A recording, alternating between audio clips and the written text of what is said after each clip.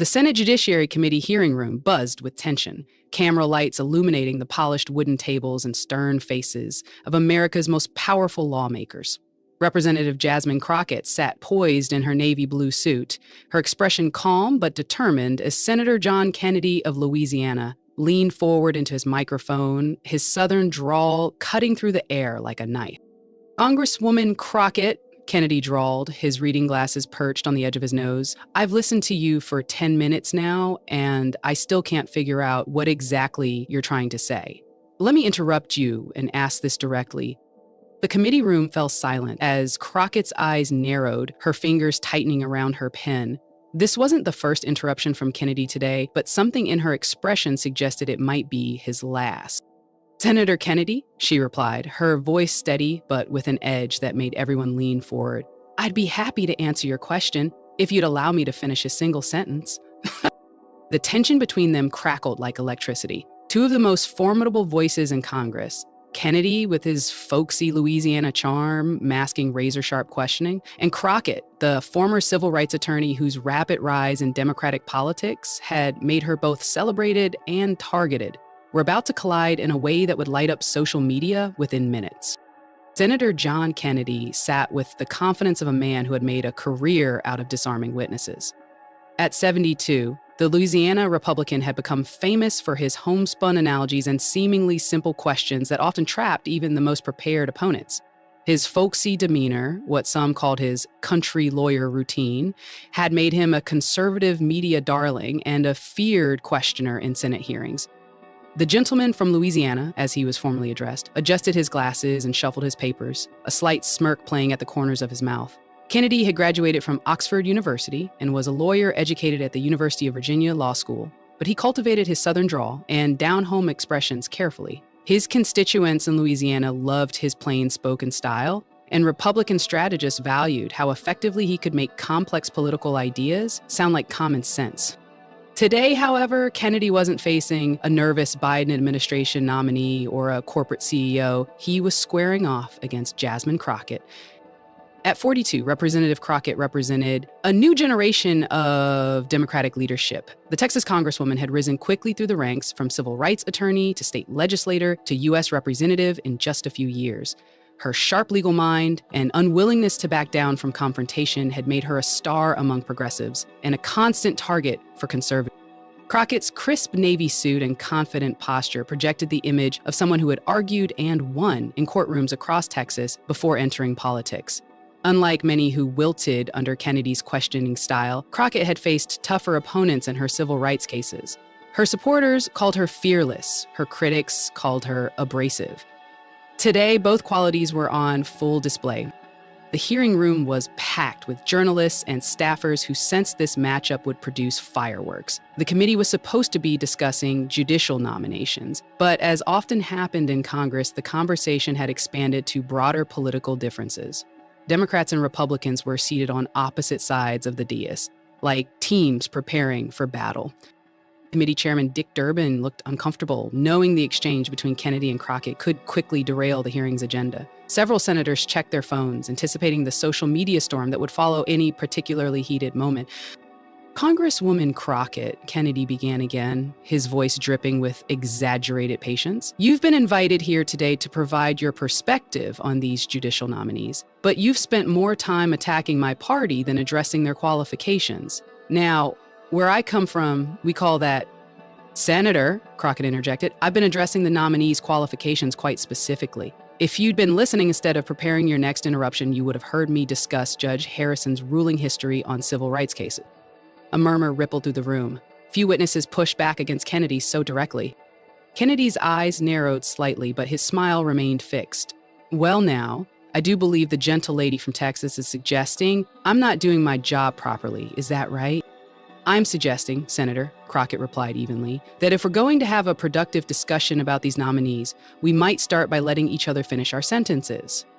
The stakes of this confrontation extended far beyond the hearing room. For Kennedy, known as one of the GOP's most effective communicators, being outmaneuvered by a Democrat would damage his carefully cultivated image. Conservative media counted on Kennedy for viral moments where he dismantled liberal arguments with folksy wisdom. Any perceived defeat would be problematic.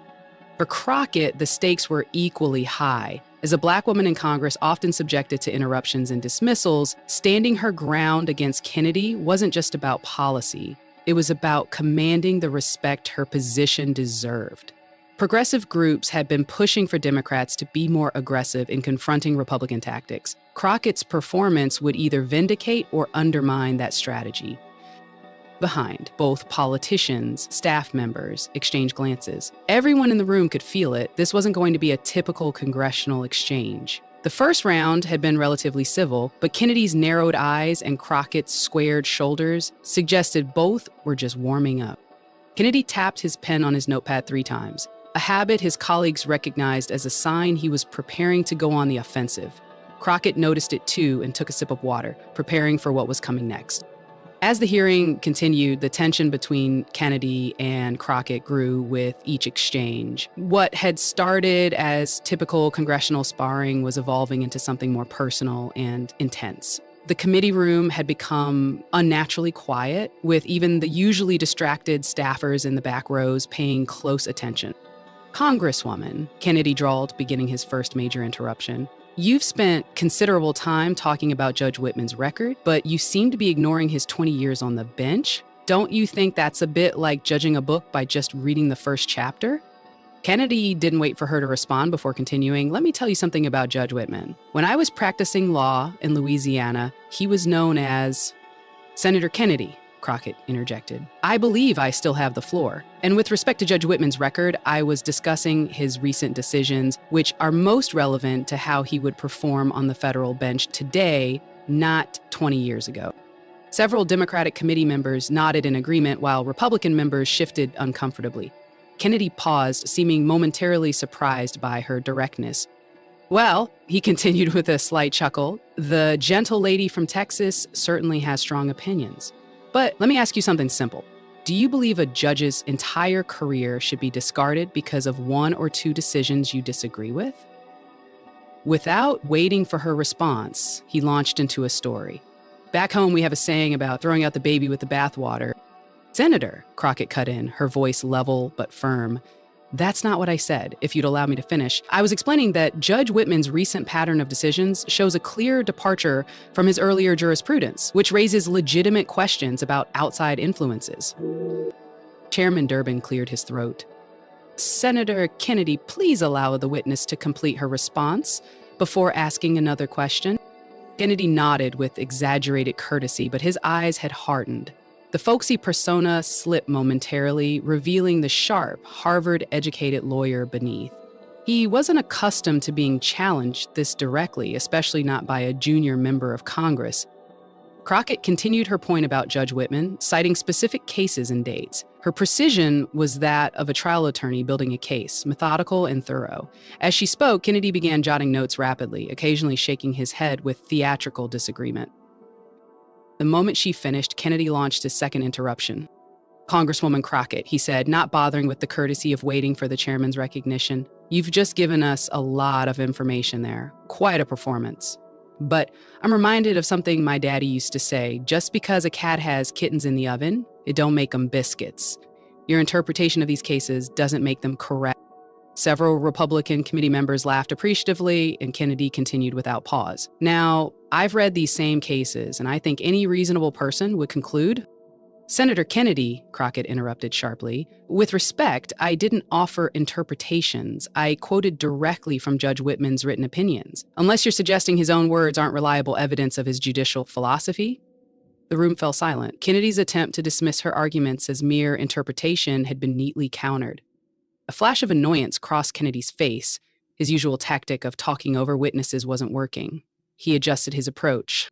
"Congresswoman," he said, his voice slower and more deliberate. "Perhaps I wasn't clear. Let me try again. When Judge Whitman wrote in the Patel case about regulatory overreach, he was following Supreme Court precedent. Do you disagree with the Supreme Court as well?" It was a trap question designed to either force Crockett to criticize the Supreme Court, politically dangerous, or to contradict her earlier statements. The Republican side of the dais leaned forward expectantly. Crockett didn't hesitate. Senator, that's a mischaracterization of both Judge Whitman's ruling and the relevant Supreme Court precedents. In fact, Justice Roberts specifically wrote in Baxter v. Commerce Department that regulations within statutory authority don't constitute overreach merely because they impose costs on business. Judge Whitman's decision directly contradicts this principle. Kennedy's expression tightened. His trap had been not only avoided, but turned against him. Several Democratic senators were now openly smiling. Sensing his approach wasn't working, Kennedy changed tactics for his third interruption. Congresswoman, he said, his voice rising slightly, let's cut to the chase here. Isn't it true that you opposed Judge Whitman from the moment he was nominated? Isn't this whole exercise just about partisan politics rather than qualifications? Before Crockett could answer, Kennedy continued, I have here an interview you gave to the Washington Post where you criticized the nomination just hours after it was announced. How could you have possibly reviewed his record that quickly unless you'd already made up your mind? He held up a printed article, waving it slightly for emphasis. Several cameras turned to capture the moment. Crockett waited until he finished, then replied with perfect composure. Senator Kennedy, if you read beyond the headline of that article, which I assume you have, you'd know I was specifically asked about Judge Whitman's ruling in Gonzalez v. Texas Department of Health, which restricted access to health care for rural communities in my district. As the representative for those communities, I was familiar with that case long before his nomination. She paused, then added, and if you continue reading that same article, you'll see I specifically said I would reserve final judgment until after these hearings. Unlike some, I believe in gathering all the facts before making decisions.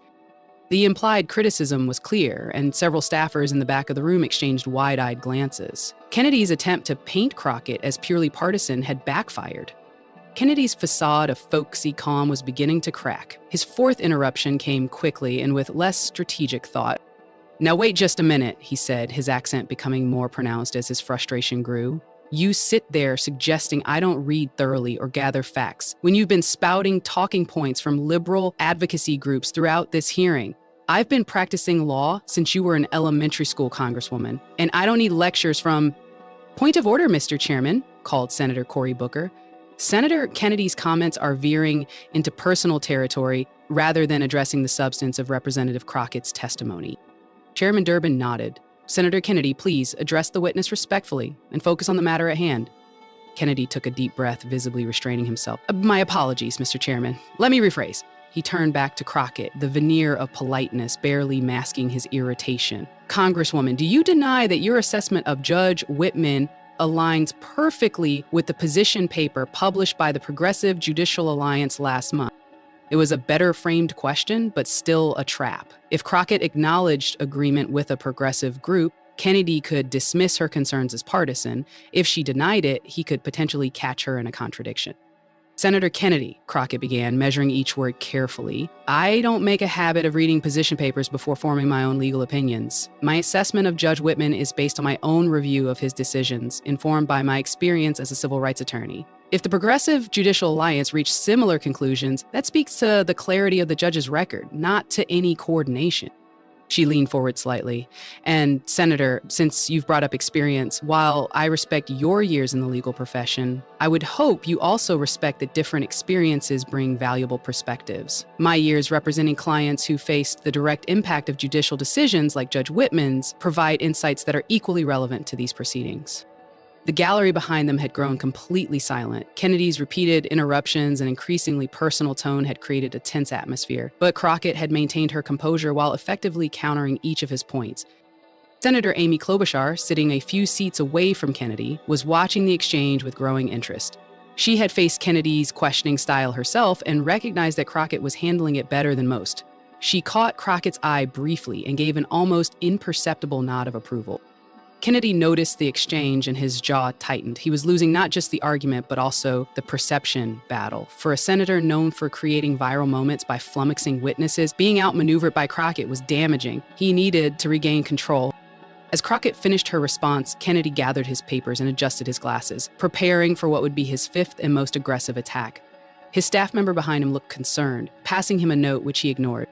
The committee room seemed to hold its collective breath. Kennedy had been interrupted 4 times, and each time Crockett had responded effectively. But Kennedy was known for saving his most devastating questions for last. Would his 5th attempt finally break through Crockett's composure, or would she shut him down completely? Kennedy leaned into his microphone, all pretense of folksy charm now gone. This was the Kennedy that opponents feared, sharp, incisive, and looking for blood. Senator Kennedy removed his reading glasses, setting them deliberately on the table in front of him. His face had taken on a hardened expression that C-SPAN viewers would have recognized from his most intense questioning sessions. The Southern charm had evaporated, replaced by the calculated precision of a prosecutor moving in for the kill. Congresswoman Crockett, Kennedy began, his voice lower and more measured than before. I think we've heard enough deflection and misdirection. Let's get to what's really going on here. He picked up a thick folder and made a show of opening it. I have in front of me your complete voting record and public statements on judicial nominees since you entered Congress. Do you know what I found? Without waiting for her response, he continued, you have opposed every single judicial nominee put forward by Republican presidents and supported every nominee from Democratic presidents. Every single one. Kennedy leaned forward, his eyes locked on Crockett. So forgive me if I find your claims of objectivity and careful consideration a little hard to swallow. It seems to me, Congresswoman, that the only qualification that matters to you is which president made the nomination. He paused for effect before delivering what he clearly intended as his knockout punch. How can you sit there with a straight face and lecture this committee about judicial independence when your own record shows complete partisan loyalty? Isn't that the very definition of hypocrisy? The question hung in the air. Republican committee members nodded in approval while several Democratic senators shifted uncomfortably. Kennedy had done his homework and delivered a devastating attack that seemed to undermine Crockett's entire position. For the first time in the hearing, Crockett took more than a moment before responding. She took a slow sip of water, set down her glass, and looked directly at Kennedy. The room fell completely silent. Senator Kennedy, Crockett began, her voice clear and measured. I appreciate you taking the time to review my voting record. Thoroughness is important in our line of work. She opened her own folder, removing a single sheet of paper. Since you brought up voting records, I took the liberty of reviewing yours as well. Kennedy's expression didn't change, but he blinked twice, rapidly. According to the congressional record, Crockett continued, you have voted against every judicial nominee put forward by Democratic presidents and supported every Republican nominee since you entered the Senate in 2017. Every single one. She set the paper down and folded her hands on the table. So, by your own standards, Senator, you are equally guilty of the hypocrisy you've accused me of. A murmur ran through the committee room. Kennedy opened his mouth to interject, but Crockett raised her hand slightly and continued speaking. But here's the crucial difference, Senator Kennedy. I never claimed that partisanship plays no role in our political system. What I've argued is that Judge Whitman's recent rulings reveal a troubling departure from established legal precedent that should concern anyone who values judicial consistency, regardless of party. She picked up a document from her stack. For example, in 2018, Judge Whitman wrote in Hendricks v. State Bank that regulatory agencies cannot extend their authority beyond the clear text of authorizing statutes. Yet in 2022, in Energy Alliance v. EPA, he wrote that agencies should be granted latitude to interpret statutory language in light of changing circumstances. Crockett looked up at Kennedy. These are directly contradictory legal philosophies, Senator. The only consistent element is that in both cases, his ruling favored the corporate interest. This isn't about partisanship, it's about principle. The room was completely still. Kennedy's attack had been not only neutralized, but turned back against him with devastating precision. Several journalists in the press section were frantically typing notes. Crockett wasn't finished. And since you raised the issue of my background, Senator, let me be clear about something. Before coming to Congress, I represented real people, not corporations or special interests, who were directly affected by judicial decisions. I've stood in courtrooms, watching clients lose their homes, their health care, their basic rights because of inconsistent judicial rulings like Judge Whitman. Her voice remained steady, but there was an intensity to it now that commanded attention. So when I question a nominee's record, it's not out of blind partisanship. It's because I've seen firsthand the human cost of placing judges on the bench who rule based on ideology rather than law. She gestured toward Kennedy's folder. You can recite voting statistics all day, Senator, but they won't change the substantial legal concerns I've raised about this specific nominee. Concerns you've chosen to ignore in favor of personal attack. Crockett leaned forward slightly. Now, would you like to discuss Judge Whitman's actual judicial record, or shall we continue comparing our voting patterns? Because if it's the latter, I'm happy to go through each of our votes one by one to see which of us has shown more independence from our party. Would you like to proceed with that analysis, Senator Kennedy? The challenge was clear, and Kennedy knew he had walked into a trap of his own making. His attack on Crockett's voting record had left him vulnerable to the same criticism, and she had exploited it perfectly. For perhaps the first time in his Senate career, John Kennedy appeared momentarily speechless. His usual repertoire of folksy comebacks and cutting questions seemed inadequate against Crockett's methodical dismantling of his argument. Chairman Durbin, sensing the moment, quickly intervened. "We'll take a 5-minute recess," he announced, tapping his gavel. As senators and staff began to move, cameras caught Kennedy gathering his papers without making eye contact with anyone. Crockett remained seated, calmly organizing her notes. Senator Klobuchar leaned over to whisper something to her that made Crockett smile slightly. In the press gallery, reporters were already rushing out to file their stories. The confrontation had delivered a clear and unexpected result. Jasmine Crockett had not only withstood John Kennedy's notorious questioning, but had decisively turned the tables on him. One veteran political reporter turned to his colleague and whispered, "Kennedy just got Crockett." The phrase would be trending on Twitter within the hour. When the hearing resumed 5 minutes later, Kennedy's questioning took a noticeably different tone. Gone were the interruptions and personal jabs, replaced by more substantive policy questions. The damage, however, had been done. The narrative of the hearing had been set, and it wasn't the one Kennedy had planned. As the session concluded, cameras captured a telling moment. Kennedy gathered his materials quickly and left through a side door, avoiding the press gaggle that had assembled. Crockett, meanwhile, stood confidently at the main exit, ready to take questions from reporters eager to speak with a congresswoman who had shut down one of the Senate's most feared questioners. The clip of Crockett's response was already being shared across social media platforms. On cable news, political commentators were playing the exchange on loop, analyzing how thoroughly Kennedy's attack had backfired. "What we just witnessed," said one CNN analyst, "was a masterclass in congressional testimony. Representative Crockett not only defended herself effectively, but exposed the very hypocrisy Senator Kennedy was attempting to attribute to her." On Fox News, the tone was more defensive. Senator Kennedy raised legitimate concerns about partisanship in the judicial confirmation process, argued one commentator, but perhaps could have anticipated Representative Crockett's counterargument. By evening, the confrontation had become the day's dominant political story, with Kennedy shut down by Crockett trending nationwide.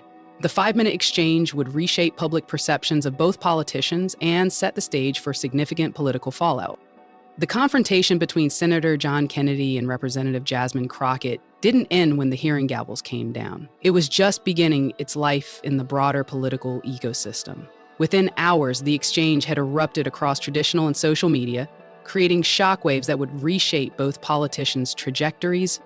CNN's banner headline read, "Crockett turns tables on Kennedy in fiery exchange," while Fox News opted for the more neutral, heated exchange between Kennedy. Crockett dominates judicial hearing.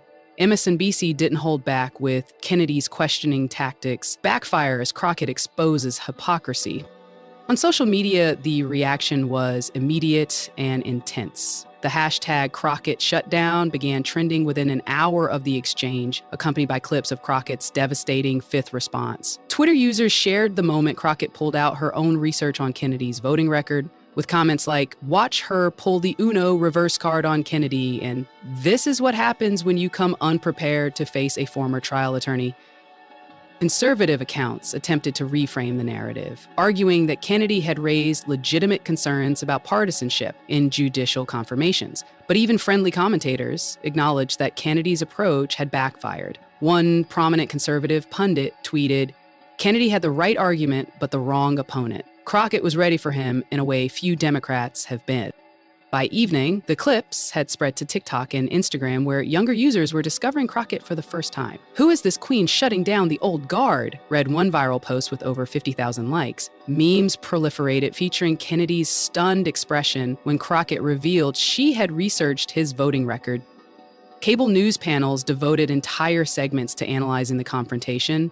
On CNN, a political strategist explained what made this exchange so powerful wasn't just that Crockett defended herself, it's that she flipped Kennedy's entire line of attack back on him. That's rare in congressional hearings where politicians often talk past each other.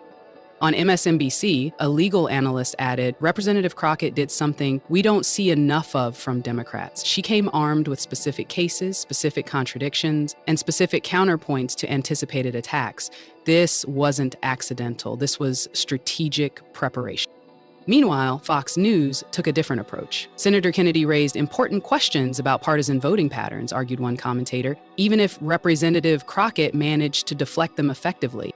Behind the scenes, the political implications were significant and immediate. Democratic leadership, which had sometimes been hesitant to put Crockett forward as a spokesperson due to concerns about her confrontational style, suddenly saw her in a new light. Within a day, Crockett was booked for appearances on major Sunday news programs, prime real estate usually reserved for senior party leaders. Jasmine showed exactly how to handle bad faith questioning, a senior Democratic strategist told Politico. She was prepared, poised, and didn't take the bait. We need more of that energy. Progressive groups were ecstatic. Donations to Crockett's campaign committee surged, with over $500,000, 0 cents, pouring in within 48 hours of the hearing.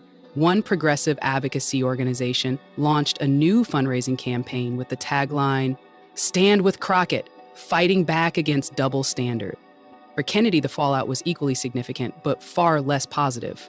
The Louisiana senator, accustomed to creating viral moments by flustering witnesses with his folksy questioning style, now found himself on the receiving end of the internet's attention. Late-night comedians had a field day. Senator Kennedy went hunting for a soundbite and came back with a whole humble pie, joked one host, while another quipped, Kennedy tried to play checkers, but Crockett was playing chess, and apparently had studied all his previous moves.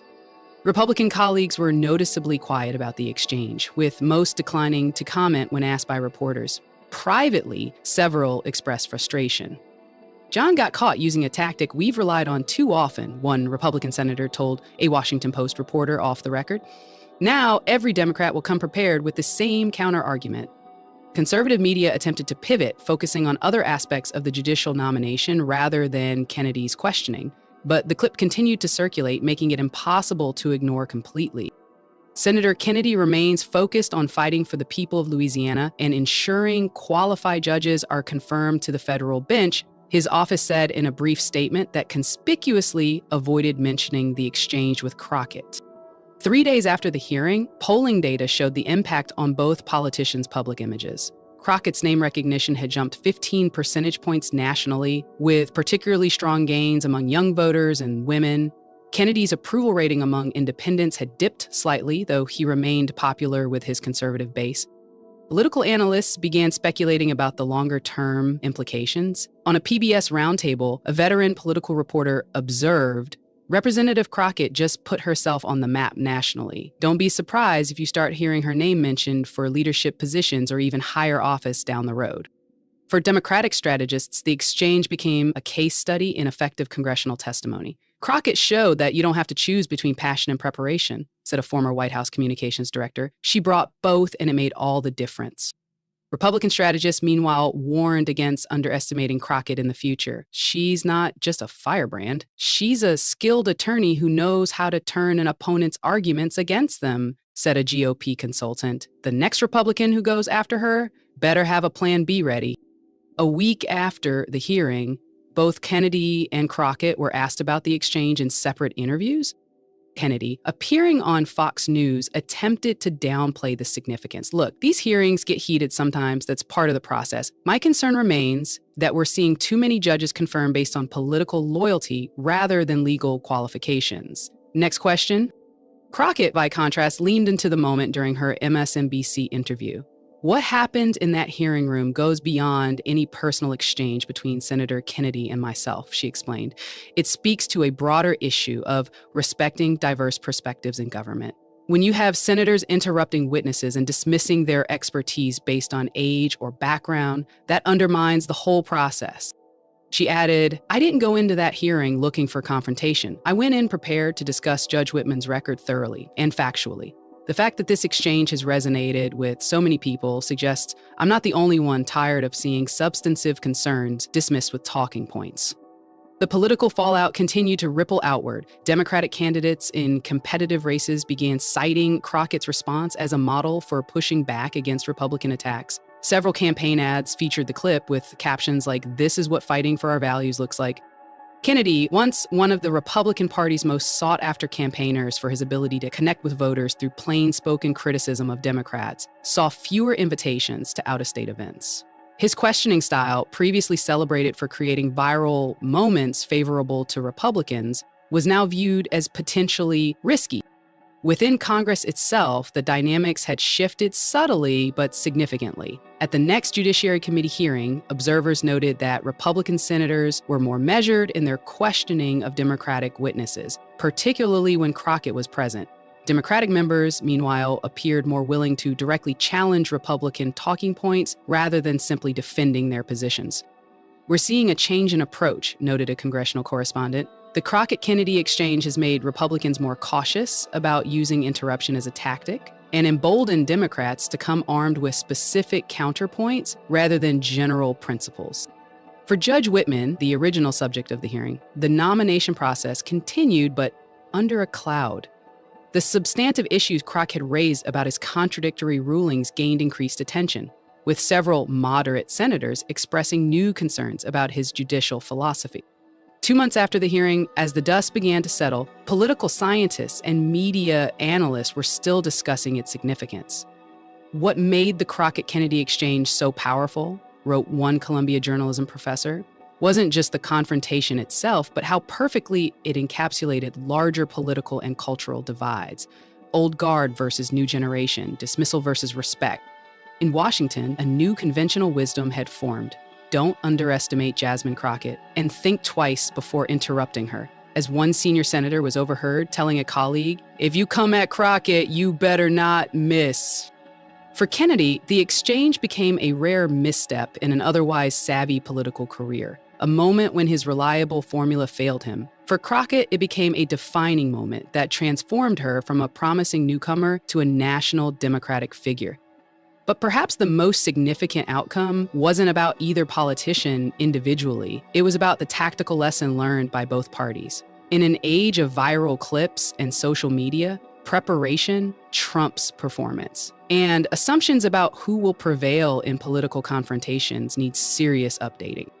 As a new congressional session began 6 months later, C-SPAN cameras captured a brief moment between Kennedy and Crockett in a Capitol hallway. No microphones picked up their exchange, but observers noted that Kennedy nodded respectfully as Crockett spoke, a gesture he rarely offered to Democratic colleagues. Whatever was said between them remained private, but the public narrative had been firmly established. When John Kennedy interrupted Jasmine Crockett 4 times, her fifth reply didn't just shut him down. It changed the rules of engagement.